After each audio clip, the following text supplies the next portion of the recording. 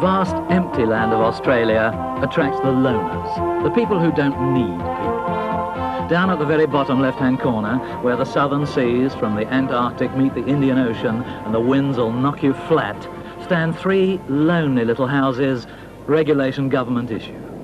In one of them lives a bus driver from Bolton. He and his wife were 10-pound migrants in 1966, and in Western Australia he got a most unusual job. He now loves his isolation on this bleak edge of Australia and doesn't miss Lancashire at all.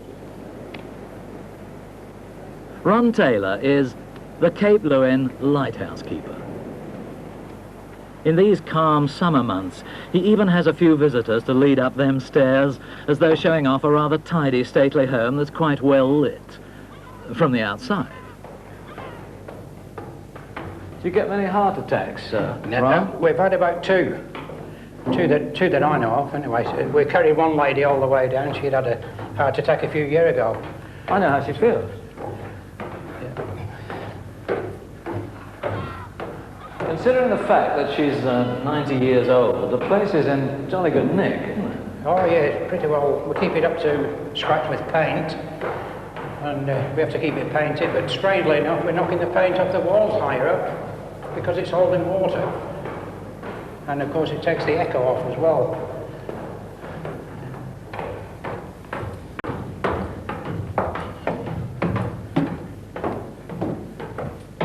So we're coming up to the 7th level here, right?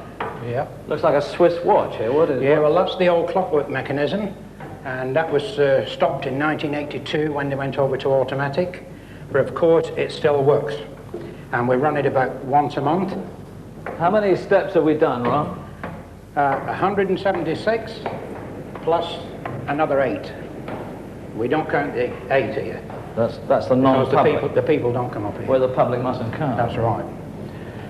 Well, what sort of strength is this now here? We've got 2 lights here. One is reserve. The main one is the one on your right here. And it's 100 watts, which will finish up through the lens at 1 million candelas, or roughly 1 million candle power. What sort of range?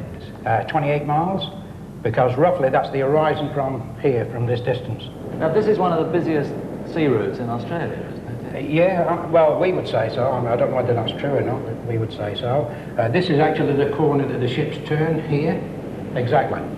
He's actually in the Southern Ocean here, and when he gets to this point here, he's actually in the Indian Ocean, which means he's just turned the corner, and vice versa. If he comes down from the Indian Ocean, he turns the corner here, and he's in the Southern Ocean, and he will go on to Adelaide or wherever on the eastern states. Puts his left hand down a bit. Yeah. And runs along the bottom. Yeah.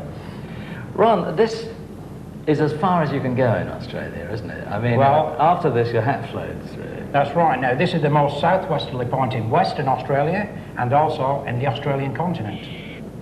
So you can't go any further southwest. So what was the attraction of this job for you? Because, you know, you've been in Lancashire, coal mining, bus driving, nice, warm, closed communities. You come to this isolated place at the bottom of nowhere. How did you take to it when you arrived? It's a very lonely, solitary place. It's windswept. It's you're subject to the most awful climate here. That's right, yeah. It didn't bother us at all, not in the least. So on a day like this, it's okay, yeah. But sitting in that little house with a wind screaming by here, not everybody would enjoy that. Well, it can actually, I've seen it go off the scale on the anemometer at 75 knots. It's gone off the scale, which means you just can't stand up outside. Ah. You've got to like heights, haven't you? I mean, I get a touch of vertigo, but... well, if you don't like heights, you'd be no use for the painting. If you have to do any painting outside, and you didn't like heights, you've had it. Yeah. No, I'm not going to apply. I'd rather drive that bus myself. What will you do when you retire from all this loneliness here? Right, I'm glad you asked that one. We've just brought a block of land across the river here, an acre block. There's a house due down in a few weeks' time from Bunbury, a transportable, and we'll probably go living over the river. So you're going to stay in this isolation? Yeah, more or less, yeah. But you'll have even less to do. Well, with an acre of land, I'll find something.